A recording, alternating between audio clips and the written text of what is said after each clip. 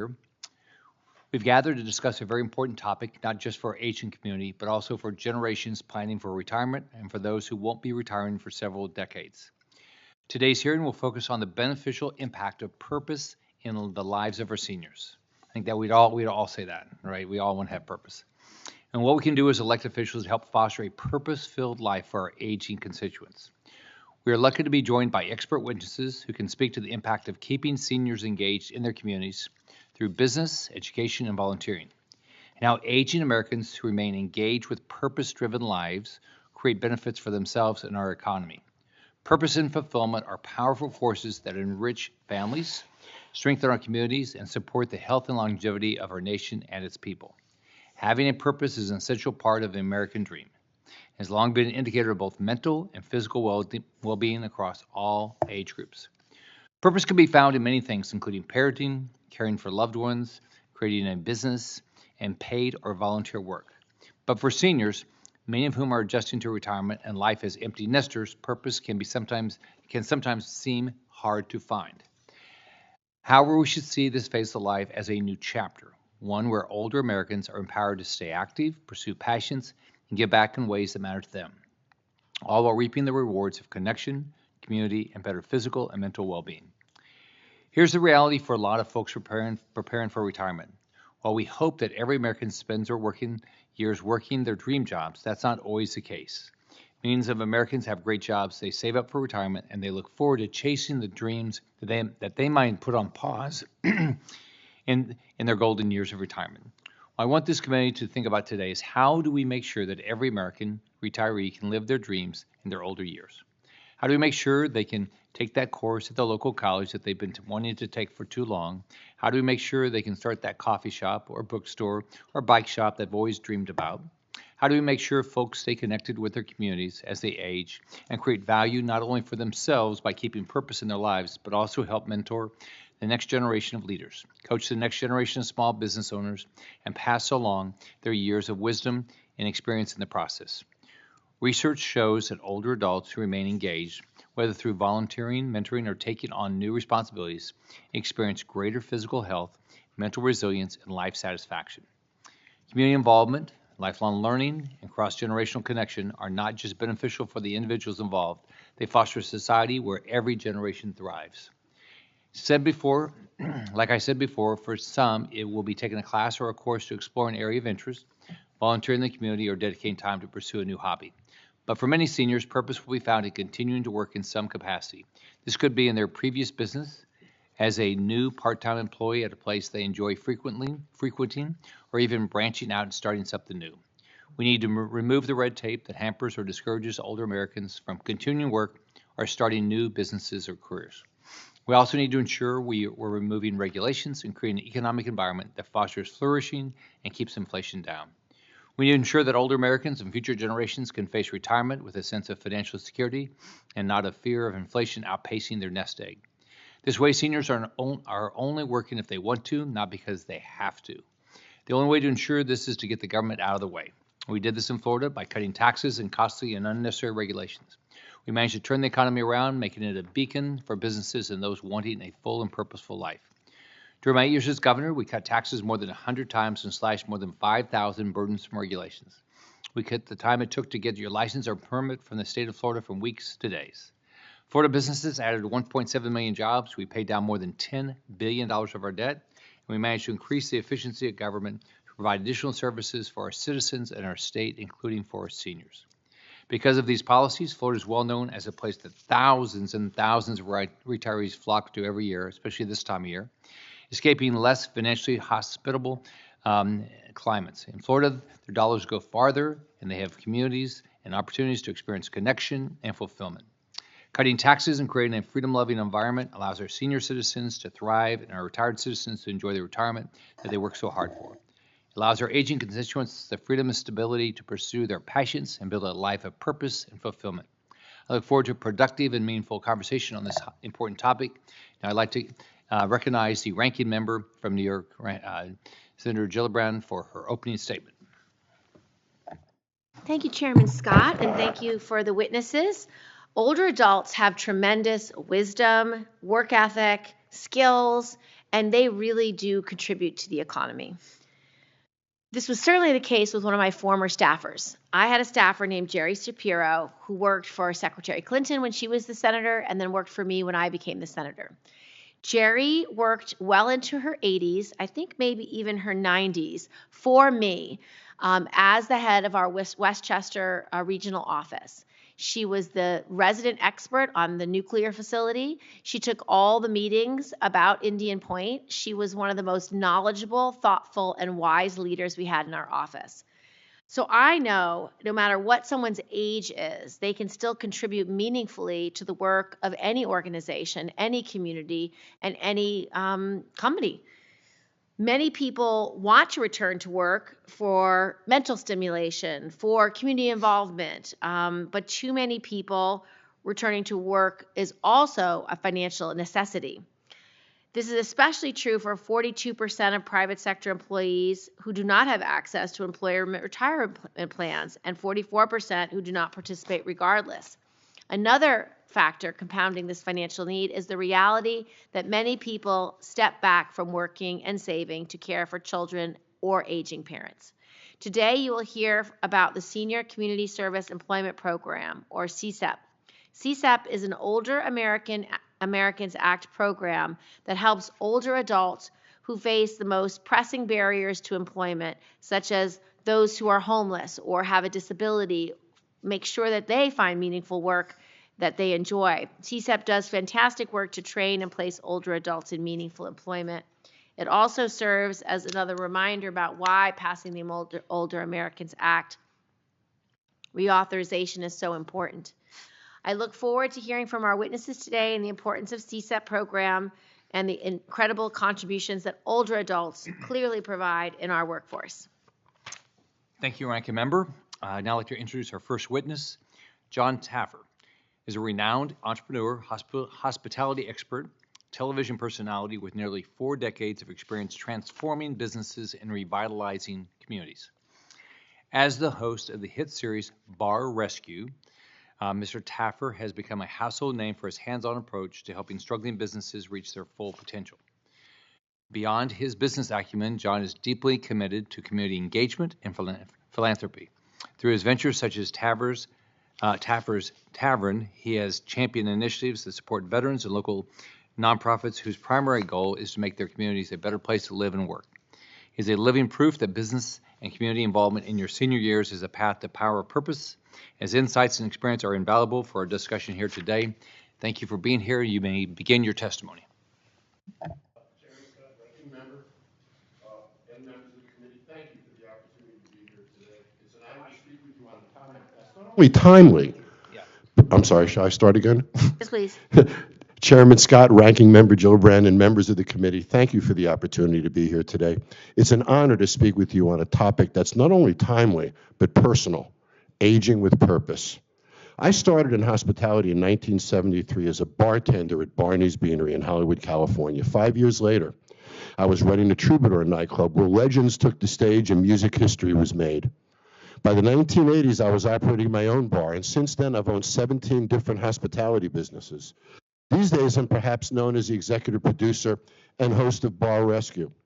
What I do on that show is really about one thing: helping people find their purpose again, often when they've lost all hope. I've been fortunate to work with hundreds of business owners on Bar Rescue, many of whom were hanging on by a thread, financially, emotionally, and many times both. What turns things around for them isn't just better finances or improved operations. It's when people reconnect with a sense of purpose, when they remember why they started and who they're doing it for. And it doesn't just apply to business owners, it applies to all of us, especially as we age. I've seen firsthand the moment when a senior regains a sense of purpose.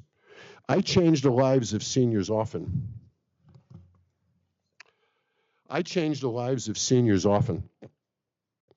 I lost my spot here. Thank you, Rick. I've been fortunate to work with hundreds of business owners on Bar Rescue, as I say, who've been hanging on by a thread. And it doesn't just apply to business owners. I've seen firsthand the moment when a senior regains a sense of purpose. I change the lives of seniors so often, whether it's through my show, mentorship programs, volunteer work, or even rejoining the workforce. When they see hope and feel accomplishment, they light up. Their posture changes. Their eyes light up. Everything about them changes in all of their mannerisms and outlooks. Their energy, commitment, and attitude often rivals employees half their age. So many people lose purpose in phases. First, the kids leave home. Then later, they retire. Maybe they lose their home. They stop mowing their lawn. Without the structure of a job, coworkers, or daily goals, they're left unanchored. We spend decades striving, raising families, building careers, solving problems, and suddenly that drive doesn't have anywhere to go. It disappears. But when even a small sense of accomplishment or a chance to help someone re-enters their lives, when they become part of a team again or offer guidance to someone just starting out, it's powerful. It changes lives, and I've seen it hundreds of times. And in some cases, it extends those lives. This isn't just anecdotal. Research shows people who have a sense of purpose live longer, healthier lives. Purpose improves mental health, physical health, and overall quality of life. And seniors are a massive, often overlooked reservoir of knowledge, skill, and mentorship just waiting to be activated. In hospitality, for example, immigrant business owners account for approximately 40% of the industry. They're often self-taught, operating with passion, but little formal business training. Imagine pairing these owners with retired professionals who spent their careers managing teams, overseeing logistics, or running companies. This is a win-win. The business gets expert advice, the seniors get purpose, respect, and a chance to make an impact. I applaud the work already being done by the Small Business Administration and local chambers of commerce to support mentorship, but the demand far exceeds the supply. SCORE, the Service Corps of Retired Business Executives, is a good example, which could use more resources. We need to make it easier and more rewarding for seniors to step back into these roles, or even part-time or volunteer basis. The strength of this country isn't found in a boardroom. Nope, it's not even found here in the Senate. I dare to say it's found in the 34 million small businesses across America that are part of their communities, that provide purpose, and in the millions of experienced Americans who are ready to contribute, if only we give them the opportunity. Purpose is what gets us up every morning, and everyone deserves to feel that purpose, whether you're 22 or 72. Helping others gives me purpose. Seeing dreams come back to life when people think all is lost is one of the most meaningful things I've done in my career. On TV, it may look like I have all the answers, but I'm still learning every day. What I do have is 40 years of hard-earned lessons, and I'm here today to share what I've learned, that age is not the end of value. It's the multiplier of it. Thank you, and I look forward to your questions. Thank you. We all like your show. Thank you. Also from the great state of Florida, I'd like to introduce Dr. Paul Brody. He's been the president of Santa Fe College in Gainesville, Florida since February 2020. Throughout his career, he has been recognized for his unwavering commitment to student success, innovation, and community engagement. Under his leadership, Santa Fe College has continued its tradition of academic excellence and has expanded its reach as an institution for both academic and workforce education programs. His vision for Santa Fe College is rooted in the pillars of student success, institutional growth, innovation, and meaningful partnerships. His leadership is marked by a deep belief in the transformative power of education and a commitment to shattering barriers that impede student success. Thank you for being here, and please begin your testimony. Thank you. Thank you. Chairman Scott, Ranking Member Gillibrand, and members of the committee, thank you for the opportunity to speak with you today, and thank you for centering this topic on an area that deeply resonates with the work that we do at Santa Fe College and community colleges across the nation. I want to thank Senator Scott and Senator Moody for their ongoing commitment to expanding educational opportunities in Florida. The Florida Public University and College System has been ranked #1 in the nation for the past 9 years.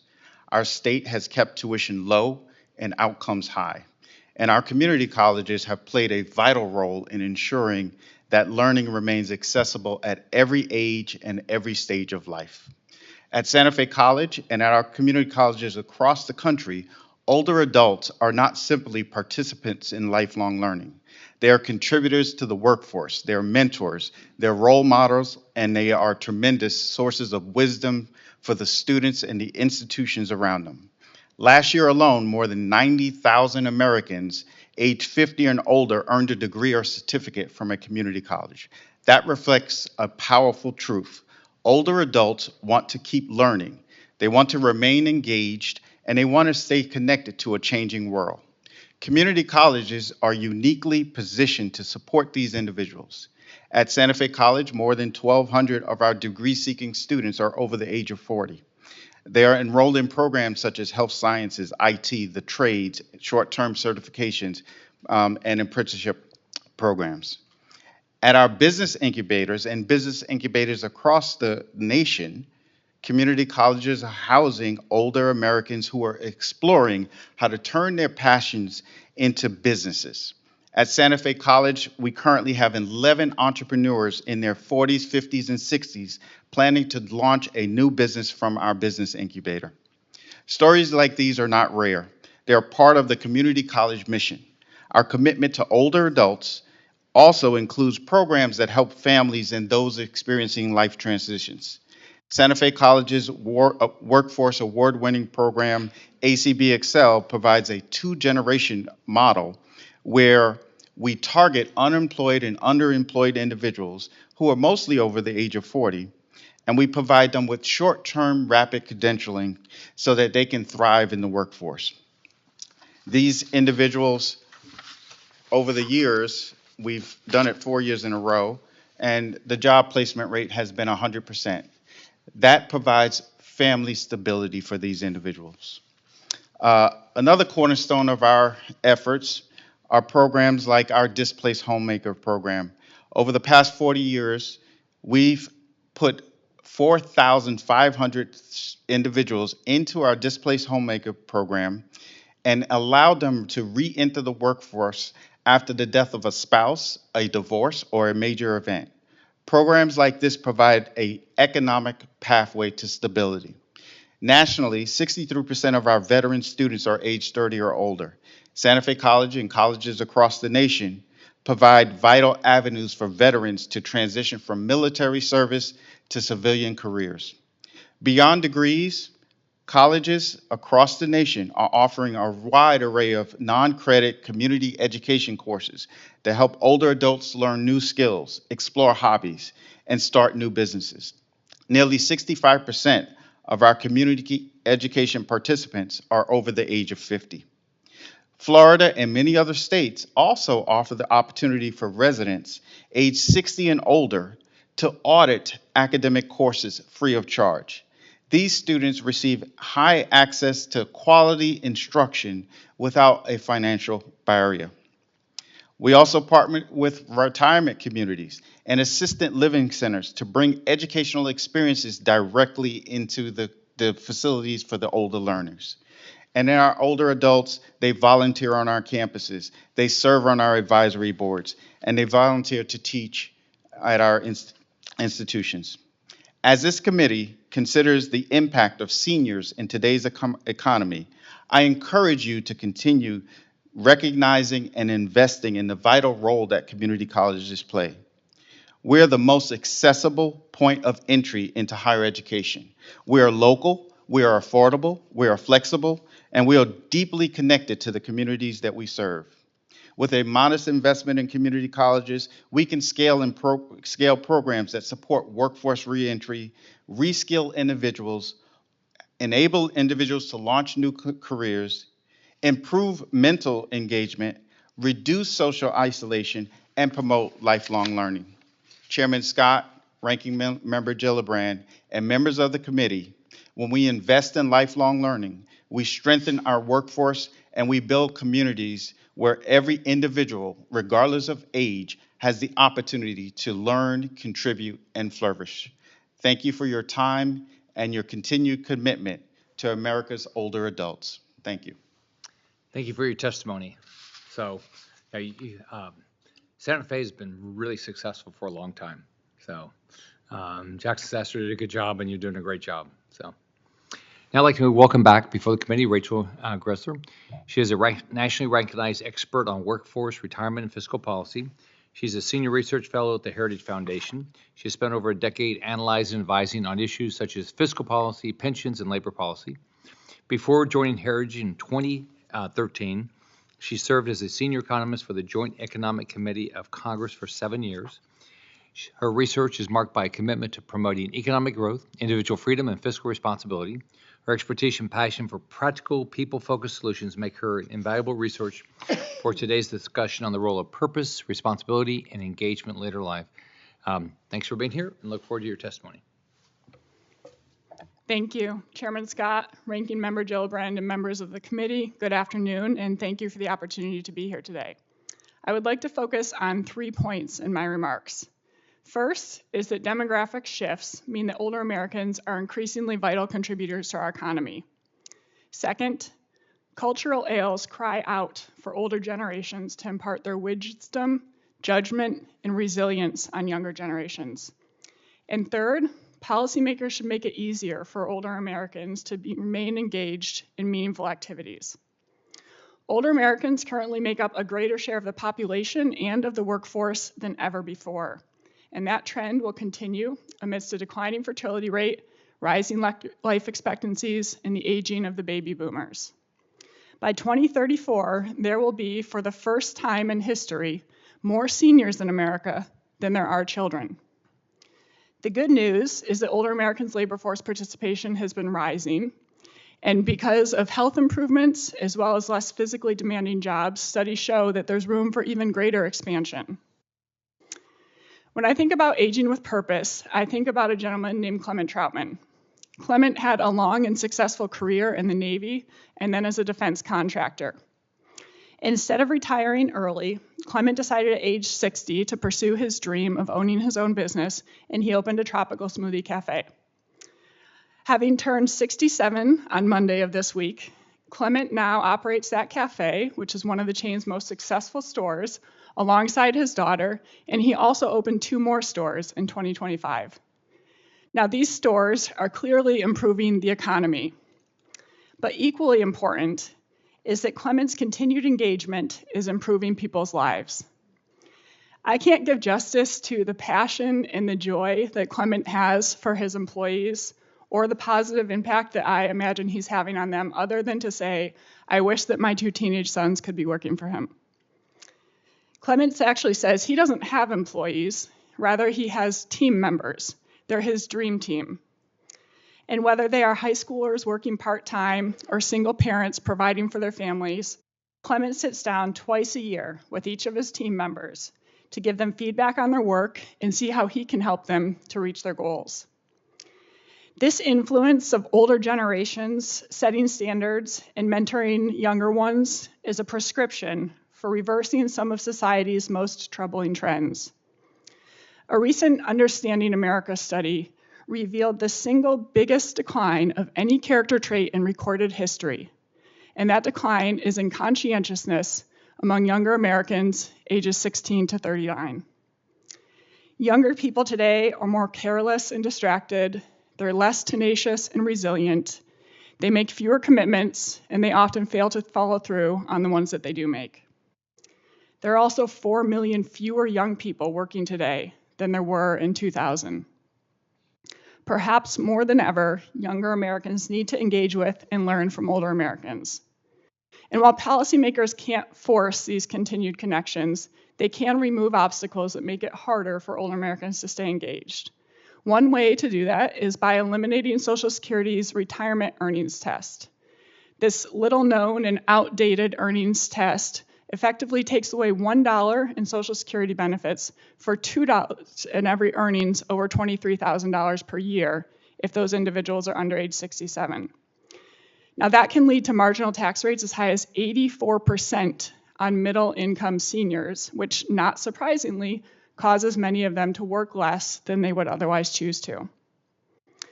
Eliminating the earnings test would increase employment, increase incomes and economic output, and it would boost tax revenues and actually improve Social Security solvency.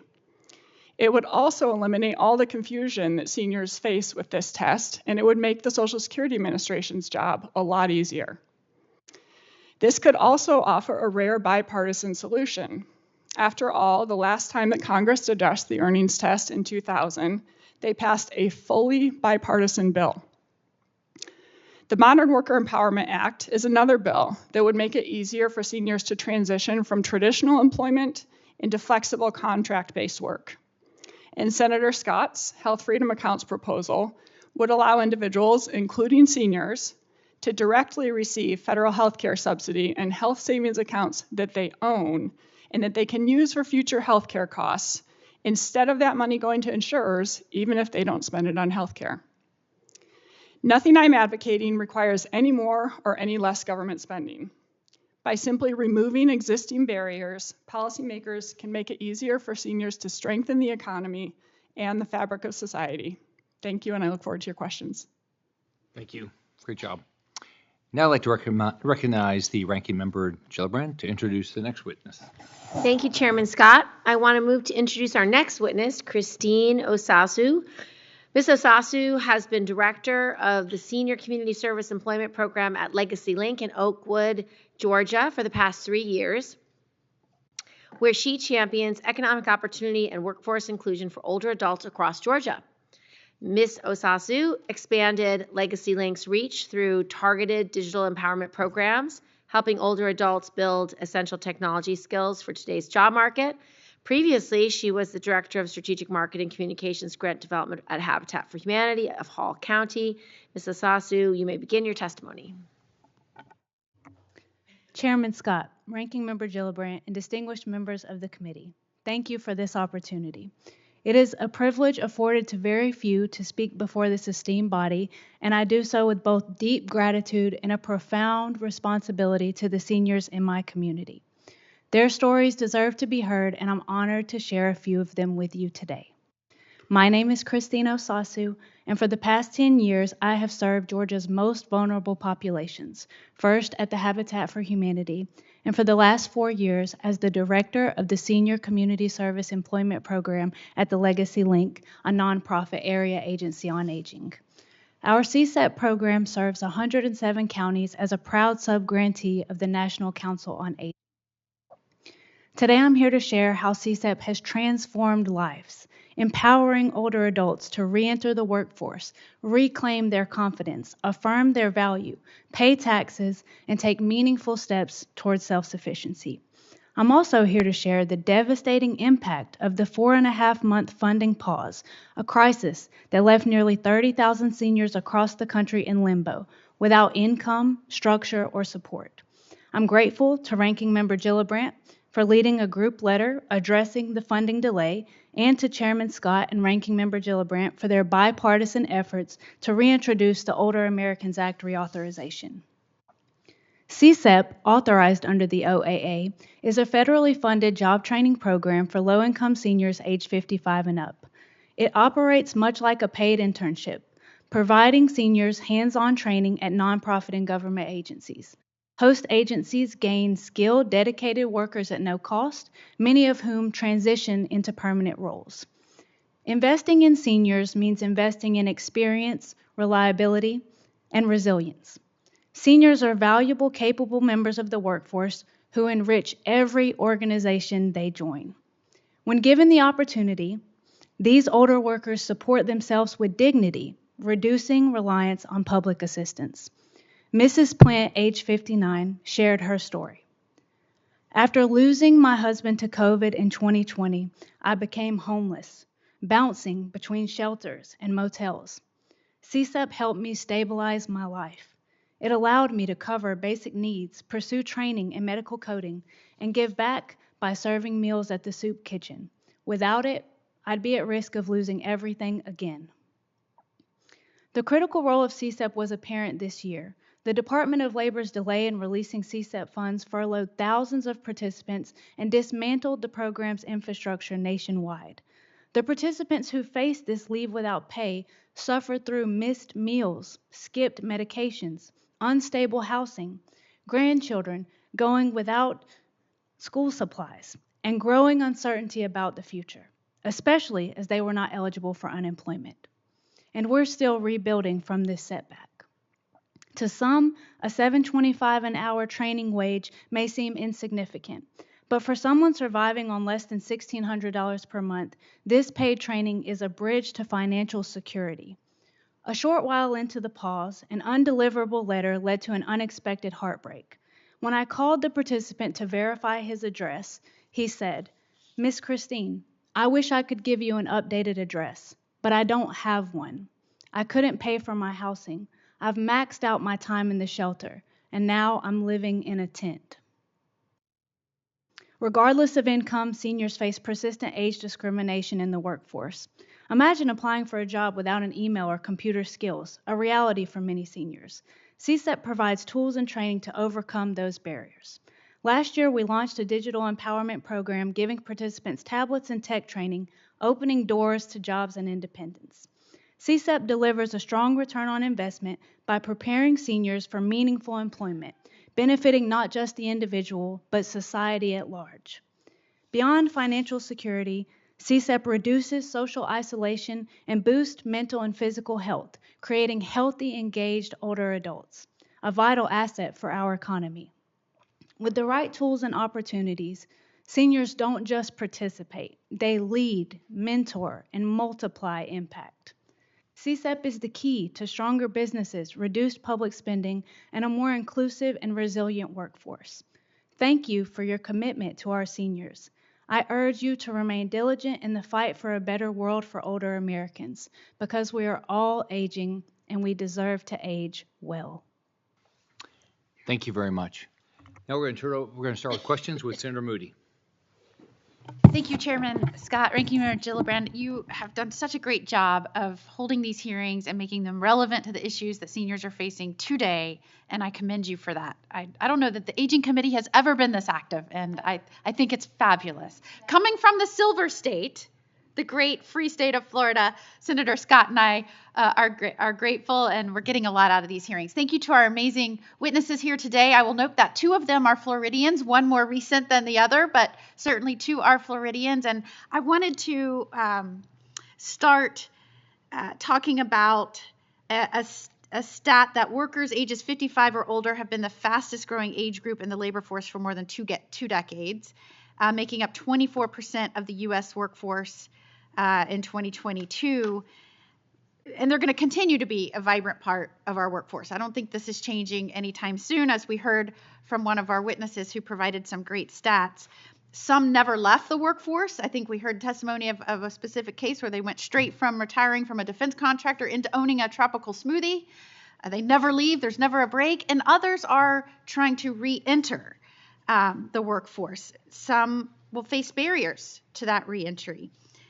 We're hearing from institutions like Santa Fe Community College or State College to talk about how they're assisting in filling those learning gaps or helping retrain or reskill people to enter back into the workforce and offer training for older adults. And while older adults can obtain the necessary skills to succeed in the workforce, they can find employment, expand their businesses, and build a community while supporting themselves.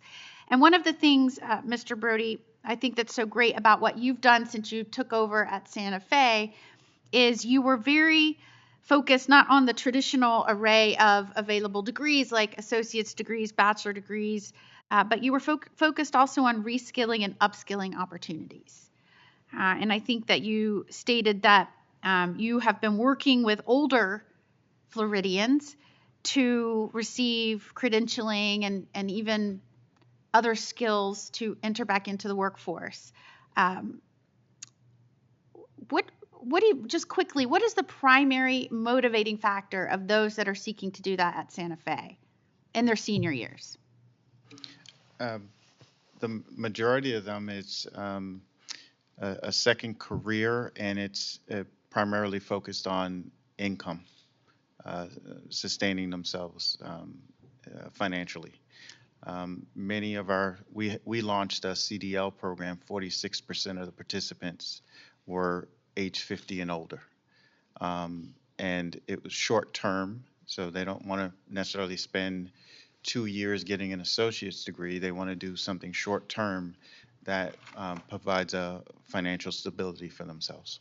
And I noticed that I don't know that you talked about this in your testimony, but in your biography, you talked about offering scholarships for short-term credentialing. Are those also available for older Floridians? Yes, the ACB program that I spoke about is open to all individuals that are unemployed and underemployed, but that is fully funded by philanthropic dollars, and the majority of participants in there are older adults. And I want to commend you for thinking outside the traditional educational opportunities at our state colleges and community colleges, even our universities. I think for so long we have thought about college meaning one thing and trade school or skills development meaning something else. But in reality, both are trying to skill people to enter into a workforce. And if we're entering into a time period, and I believe it's been banged into people's heads for so long that they should go to college to be successful, and we've got to unwind what that means. Success is actually getting a skill to be able to provide for your family and having purpose in your life. I love the colleges and institutions that are saying, okay, what are our workforce demands right now in our area or in our state? What are our companies and our businesses saying? We need this to thrive. We need this type of workforce, this skilled workforce. And I'm loving that colleges are thinking about, okay, if they need these skills, and if maybe these have been credentialed and maybe different type of certificate program or other type of program in the past, how can we blend that together with a college degree and earn credits towards an AA? Maybe they could start working right away and continue on and get a degree later if they want, but it goes towards that. Do you find that that's attractive not just to seniors, but also younger folks that maybe really have that pull to go to a college or a community college or even a university, but yet want to start working and want to get a trade and maybe do both at the same time? That is very attractive, and one of the things that we strategically do is we work very closely, you mentioned it, with business and industry, and we develop programs that are matched to the needs of business and industry, and then we create these stackable opportunities where you can get a jump start, you can get out into the workforce, and then you can come back to us and finish your degree. Do it while you're in the workforce. While you're in the workforce, right? Yes. I want to commend you for that. I noticed with your background and your initiative since you took over, of course you're thinking outside the box in the great free state of Florida. That's what we do. That's why we're the #1 college and university system in the nation. But I really do think we have to start thinking about that for all of our colleges and universities. If kids are drawn, and seniors, really any stage of life, are drawn to an educational institution but want to get a valuable trade and skill to work, how can we start blending those? And I really commend you for taking that step and making that available in the great city of Gainesville, Florida. Thank you. Thank you, Senator Moody. Now I'll turn it over to Ranking Member Gillibrand. Thank you very much. So I want to talk about the funding freeze for the CSEP program. Since this hearing was originally scheduled for July, the CSEP program has experienced a 4.5-month delay in federal funding. This funding lapse was devastating not only for CSEP staff, but also for program participants who saw CSEP as the last hope to rejoin the workforce. As we heard earlier, for one older adult, this funding lapse cost them their home. This year, billions in federal funding have been delayed, withheld, and sometimes canceled completely. The pain this causes is not abstract. It hurts real people, and especially the most vulnerable. Mrs. Asasu, can you please talk about the impact of this funding lapse on your program and the older adults it serves, and can you also elaborate on why this shouldn't happen again? Thank you, Ranking Member Gillibrand. The harm of the funding pause cannot be overstated. The delay stripped away hope from a people that were already very fragile. And in most cases, CSEP was the first employment opportunity that had said yes to them in a very long time, in a long string of no's. And when something like that happens, the harm is immediate. As you know, this meant homelessness for some. Others, it meant rationing their medication One woman told me about how she was splitting her pills and taking one here and one there instead of taking the recommended amount because she didn't have funding any longer. It also took a mental toll on my participants who, many of them shared their suicidal ideation, their total loss of hope. They didn't know what was going to happen. This was their connection to the community. This was their income. This informed every section of their life. And although the funds were eventually released, the damage was already done. Restoring funding didn't magically make their homelessness now go away. It didn't cure the harm of that profound loss of hope, and it should have never happened. Programs like CSEP are not luxuries. They're investments in vulnerable populations and older adults and investments into our community. And when the funding is paused for any of these necessary programs, the price is paid in human suffering. And once the damage is done, there are no quick fixes.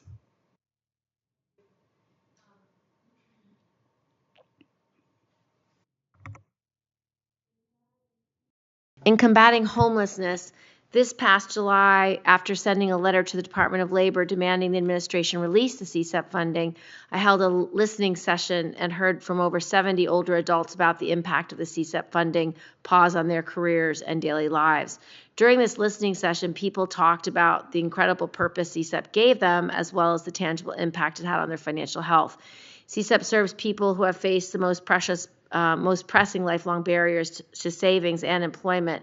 Can you share any other stories about the CSEP, that CSEP has helped people, and what ways it made a difference in lifting them out of their dire circumstances and specifically combating homelessness? Thank you, Ranking Member Gillibrand, for the question. The first person that comes to mind for me is a woman that I met in a rural mountain county in North Georgia.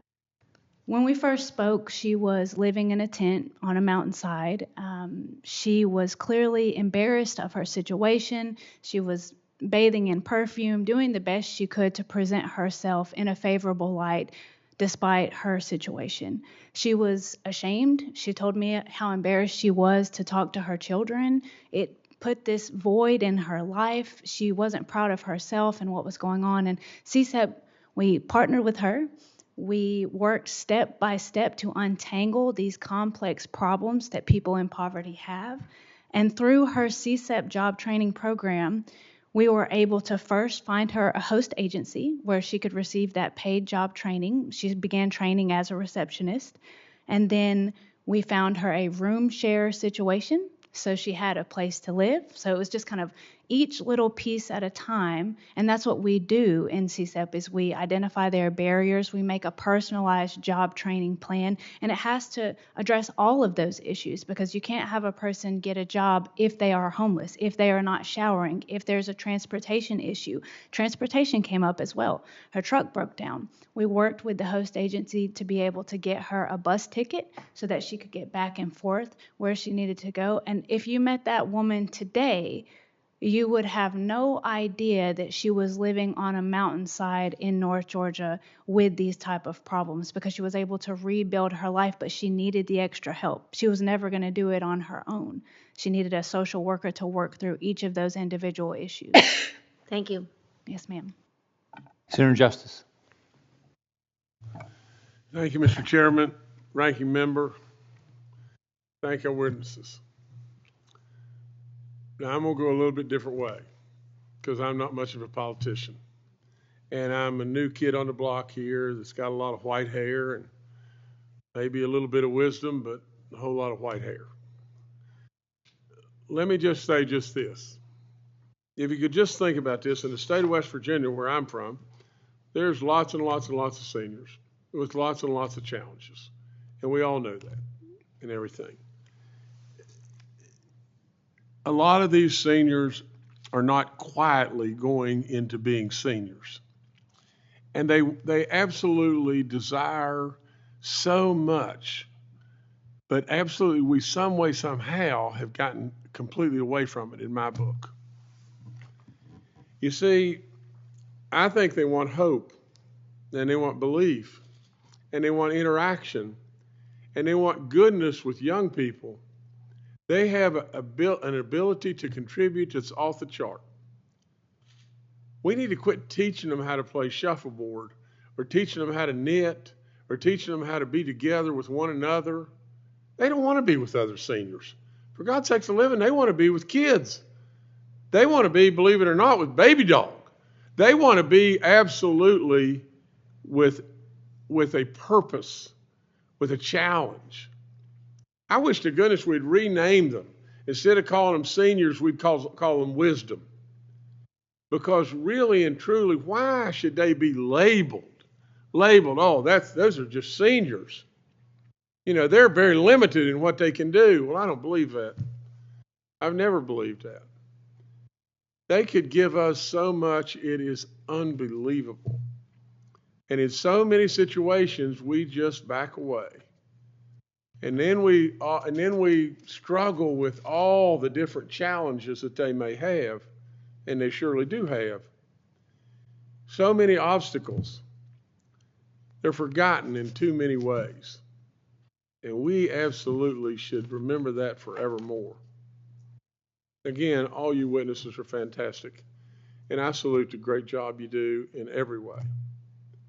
You know, I've seen Brother John in action, you know, and I commend you beyond belief, because you're doing something where you're stepping up. You're stepping up after you're phenomenally, you know, successful in every way. But then you're giving back, and you're stepping up, and you're getting so many people involved, it's unbelievable. You know, I'd just like to just say this. First of all, thank you to all. John, especially thank you to you. And let me just ask just this. In West Virginia, we're growing in hospitality like crazy. Tourism is exploding in lots of different ways. You need workers. You need absolute workers. You love to have skilled workers. You love to have people that are genuinely concerned and value the job. You know, my question would be just really simple. You know, how have you found and filled those positions? How absolutely can you tell us how you can work through the wickets on the workforce gaps? And can you tell us just how strong the contributors are when you get the right folks of our wisdom, not our seniors, on day one? Thank you for the question, Senator Justice. A quick story on what you said. Years ago, when I was young and not as wise as I am today, I had a senior mentor who walked with a walker. And we would take walks together from place to place, and I would ask questions, and he would mentor me during these walks. And as a young individual, I got so frustrated by the pace of his walking until one day I realized, wait a minute, the slower he walks, the more questions I can ask, the more time I have to interact. And I learned to appreciate that slow walk.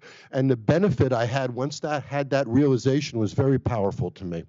You know, another story, sir, if I can. I owned a restaurant years ago that was losing a lot of money. And I had tried a number of managers. And in my industry, finding management and human resources has been a challenge for us for many years. There was a gentleman who retired as an auto mechanic. He was almost 70 years old. He couldn't work with his hands anymore like he used to. But, you know, he knew supply. He knew training. He knew running a business. He knew customer service. I gave this man the keys to my restaurant. From losing over $200,000 a year, I started making about $300,000 a year in almost no time. The employees loved him. He elevated the team. He was a person of respect, of integrity. And I share that there's a whole bunch of seniors that are impacted, and the relationship of SBA to the mission of this committee is important too.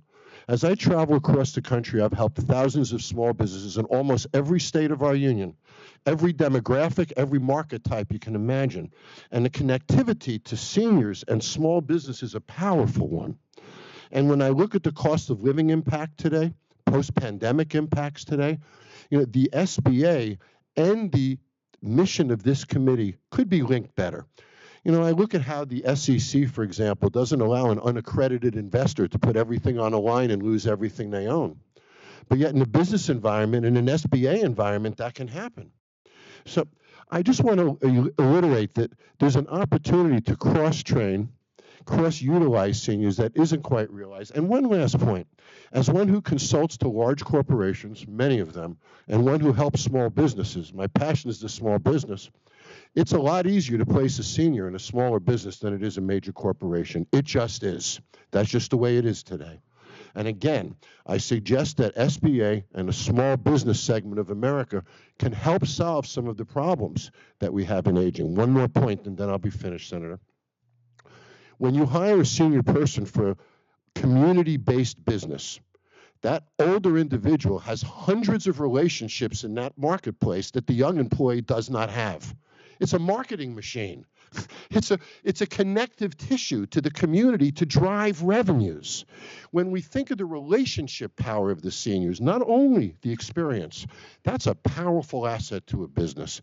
And I think we would be better served if we communicated these things to the marketplace better, in that people don't want to invest in a senior because they don't get the long-term benefit. But business is about short-term objectives to achieve long-term benefits, and those seniors can help with those short-term objectives in every case. I hope I answered your question, sir. You did very well, sir, and I appreciate you. And let me say one more thing before we leave, and that's just this. Our chairman and our ranking member, they have done a marvelous job. You should really be really proud of all the good stuff you're doing. So I thank them too. Thank you. You know, John, when my daughters worked at restaurants in high school, I went there a lot more. Yep, that's exactly correct. Yeah. So I can remember one of them. I really liked the restaurant, but once she stopped working there, it was just a little too far to go. So, but I went there every week when she worked there. Yeah. You know, we talk about connectivity for seniors. When you work in a small business in the heart of a town, it increases that connectivity too, and that sense of purpose for sure. Yeah, generally, there's some studies that number one reason people go to certain restaurants or bars, somebody remembers them. So. No question, especially when they connect with you. You go back to see your buddy Joe. Yeah. Dr. Brody, many older Americans are eager to remain active in the workforce but need to update their skills. How can our colleges and universities, especially our community colleges, expand access to affordable and short-term programs tailored to seniors who want to reskill or pivot careers?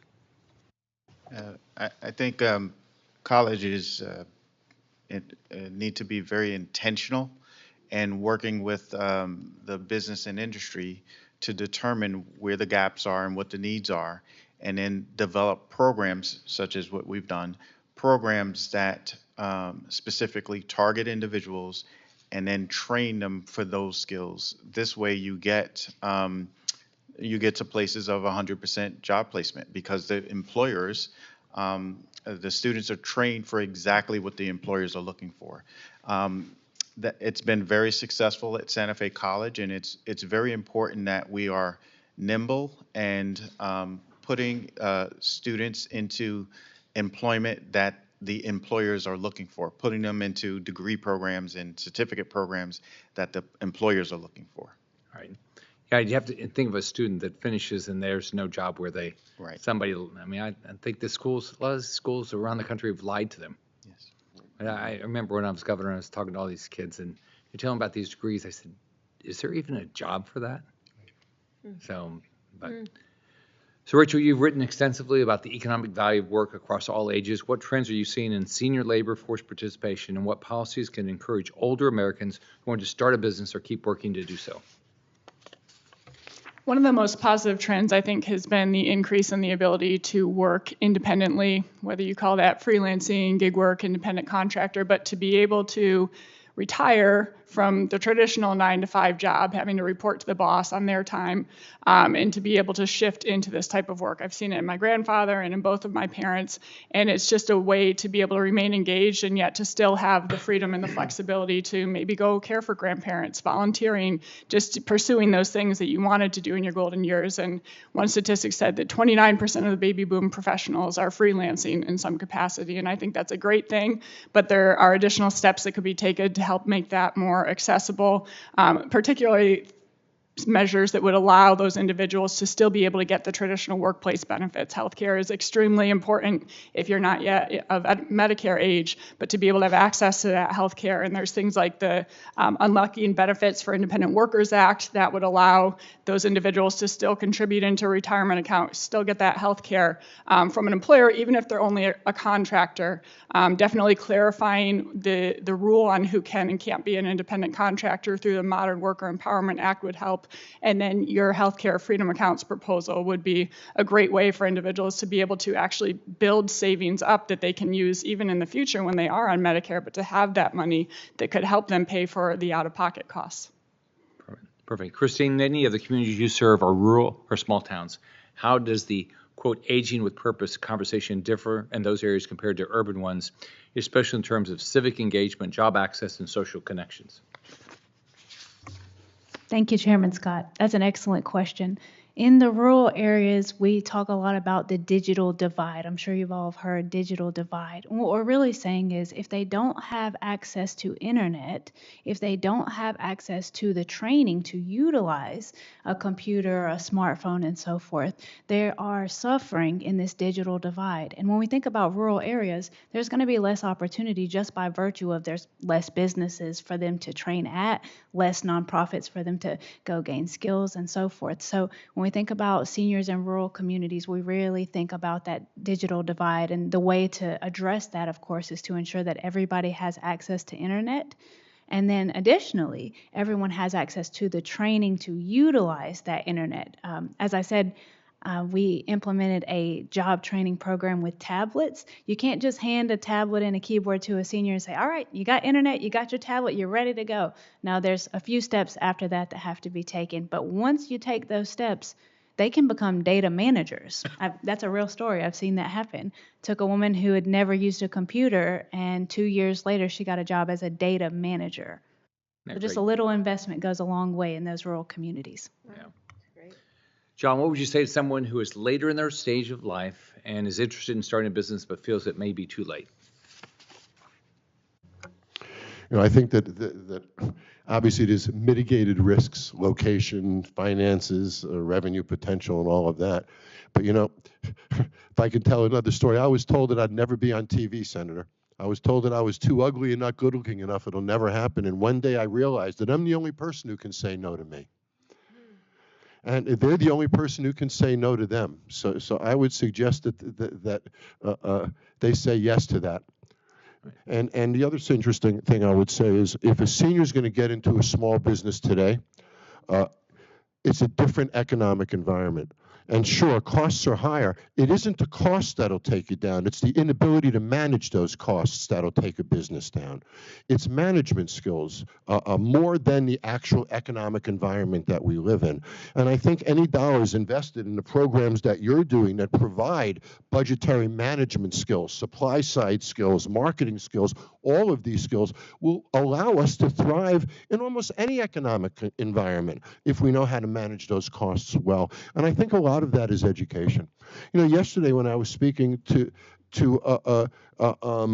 minority member Gildebrand's team, we talked about 401ks for a couple of minutes and the power of 401ks. And I said something I had never quite thought about before. I see them smiling back there. We talk about 401ks, but we never sell it. We never sell it. We talk about the features of a 401k, but do we ever really talk about the benefits? For example, if you're 25 years old and you invest in a 401k, when you're 45 years old, you could be a millionaire. We never send those messages that... Back where I was working, they never told me to do it. So there's a pot of gold at the end of that. They were going to have to put up some of the money. Yep. And economic incentive not to do it. Well, I had my own employees and vote. Do they want a 401k program or a bonus at the end of the year? They voted for the bonus at the end of the year. But the fact is that's very short-sighted. My point is sometimes I think these things could be sold in a more motivating way to create greater participation. Ranking Member Gillibrand. Thank you. This is for all the witnesses. I just want you to talk a little bit about why working is so meaningful to our older adults. Older adults often experience decline in social relations and their sense of belonging, increasing the risk of isolation. The benefits of social interaction and sense of belonging include emotional health, physical health, enhanced cognitive function, increased longevity. Working can provide people with a strong sense of purpose and fosters a feeling of contributing to something bigger than themselves, the development of proactive mindset, and building relationships and records of achievement. We saw this in my older employee, Jerry Shapiro. She retired in her 80s. She was the oldest federal employee in the whole federal government ever. And it's because she just loved serving the people of New York. And not only did she have a sense of purpose, but she was not only a mentor and a role model for all my junior staff, but they all relied on her for advice and guidance. And so she had a sense of family as well, being part of our team. So I'd love to hear from you about what experience you've seen in terms of work participation and opportunity impacting the lives of seniors, and what tangible societal and community benefits are derived from that activity. John, you can start, and then we can go across the dais. You know, earlier today, the word hope was used. And, you know, when I find I'm a little unique because I go into a struggling situation. They're in trouble when I walk in. Their houses are on the line. Their family future is on the line. Retirement dollars are at risk. It's a bad situation that I walk into. Hope is gone. And I find that if I educate without the hope, I'm not incentivizing progress.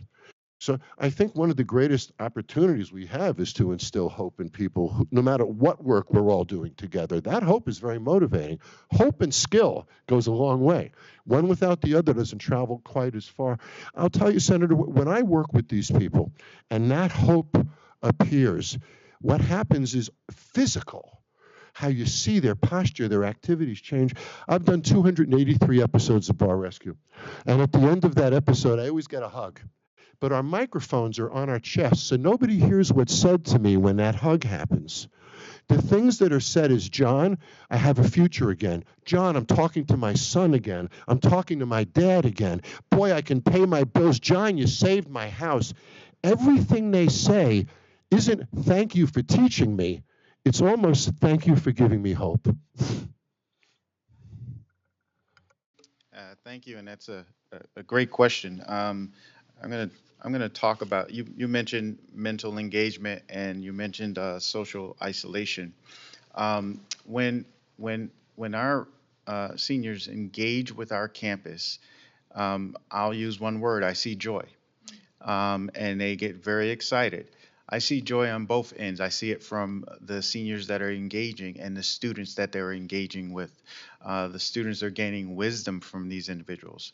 We have an undergraduate research program, and we have our seniors come in and they get engaged with the students and helping them with their research and judging the research competitions. They are also engaged on our foundation boards. They're engaged on our advisory committees. Some of these individuals are retiring and they want to stay involved and they want to sit on our business advisory committee.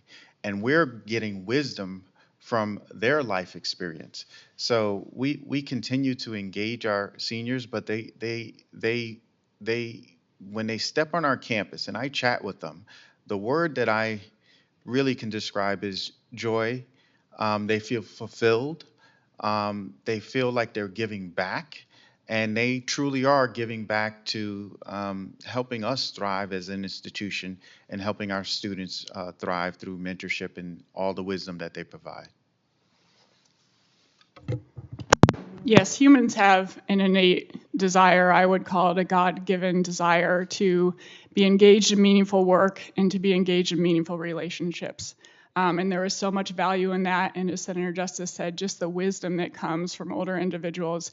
An inevitable thing about all of us is we're going to get older. To have those examples in our lives is so important. And I think that it would be, just seeing it more at every level, whether it's through volunteer work in the schools, just any ways that we can have that intergenerational engagement, everyone will be better for it. Thank you for the question.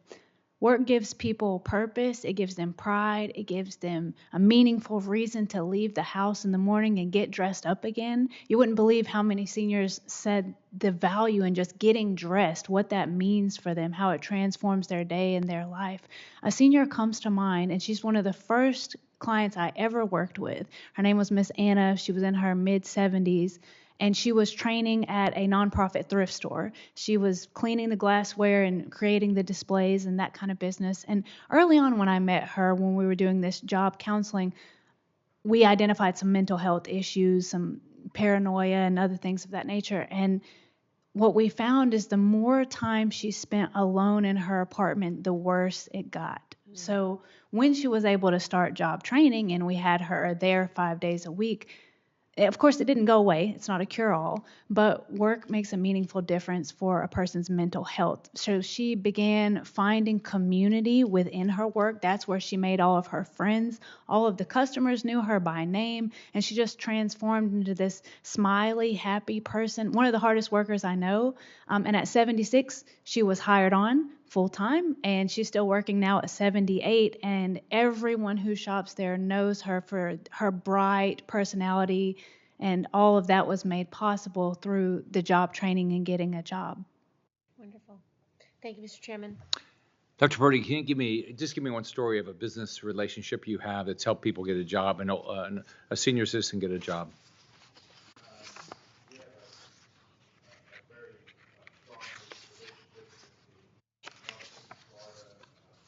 Association.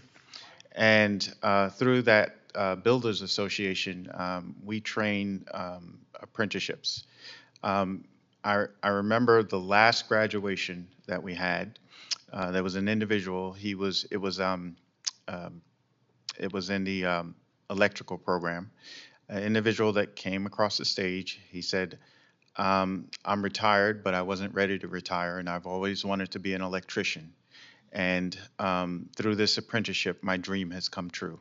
And he was in his late 60s and walking across the stage, preparing to start his second career. Oh, that's a good story. Impressive. Rachel, seniors contribute more than just through paid employment. Can you speak to the economic and social value of senior volunteerism, caregiving, and civic leadership, and how we might better recognize or support these contributions? Yes, seniors have the highest volunteer rates across America, whether that's, in hospitals, is hospice assistants, in schools, at community organizations. And seniors also are caring a lot for grandchildren. Among seniors who have grandchildren under age 18, 20% of them say that they are caring for those grandchildren on a weekly basis, if not more than that. And so they're making these huge contributions, not just things that they're getting paid for, but those volunteer and caring activities as well. When I was governor, I recruited all these people to move to Florida. And you feel sorry for some of these states because people they built these businesses and they move and they take their charity dollars with them. They take their volunteer hours with them. They take all those things and they really make it, like where I live, they make a big difference. Yep, and oftentimes when an individual is able to retire, they can still participate in that same activity, without charge. My mom is now working pro bono, serving as an advocate for children in the court systems, and so still engaging in the same thing she did before, but now able to do it on a volunteer basis. Yeah, we've in our where I live in the high school training programs, it's a lot of seniors are in there teaching a lot of the trade now, so. Christine, do you have any intergenerational initiatives in your region where both seniors are working with young people? I love the question. Seniors love to interact with young people. They love to interact with even babies and children. And we have tons of host agencies that have daycare initiatives and brother and sister type things. And both parties really benefit because I think there's bias on both sides. Seniors have biases about younger people have biases about seniors, but when they get to work together closely, they can skate through those biases and learn, wow, this person really has value, and it's a two-way street when they're working together in that capacity, and we love to see something like that. Yes. Especially if they've never met somebody that's similar to that person, whatever their characteristics are. Right. They might not be used to seeing, a 75-year-old person doing something in their community in that way. And when they see that this person, wow, they still have a lot to offer, it's a different experience. John, do you have any stories of seniors that helped you turn something around? Yes, I'm going to throw another word into the mix if I can. I'm going to throw the word relevancy into the mix. Because, I find when I give a senior relevancy, whether it's training relevancy, management relevancy, any type of responsibility that creates relevancy, a complete change in personality happens. That relevancy drives so much of their energy each day when they wake up. Imagine waking up in the morning and not having any relevancy to anyone. Nobody's expecting you to show up anywhere. Nobody's expecting you to do anything. Nobody calls. So working hard to provide that relevancy is a lot of what I do. So let's say it's a generational business and the son is taking over and the father is sort of retiring and he's sort of lost his purpose and the son has sort of lost his mentor. By creating relevancy for the father, I create engagement for the father, the learning opens up for the son, and that relevancy drives an awful lot if I focus on that one point. Yeah. Well, on behalf of Senator Gillibrand, I think this has been, you guys have all done a good job. I mean, we all know this is really important. So, and, as people age, we've got to figure out how to keep them with purpose and help them. There's a lot of good programs at the state level, at the local level, not-for-profits, and federal level. We've got to make sure they're properly funded. So, you have anything else? No, thank you. Okay, I'd like to thank everyone for being here today and participating. Look forward to continuing to work with my colleagues to ensure every American senior has the opportunity they deserve to make their retirement years the best of their lives through continued community involvement, mentorship, and lifelong education. If any senators have additional questions for the witnesses or statements to be added, their hearing record will be open until next Wednesday at 5 p.m. Thanks, everybody.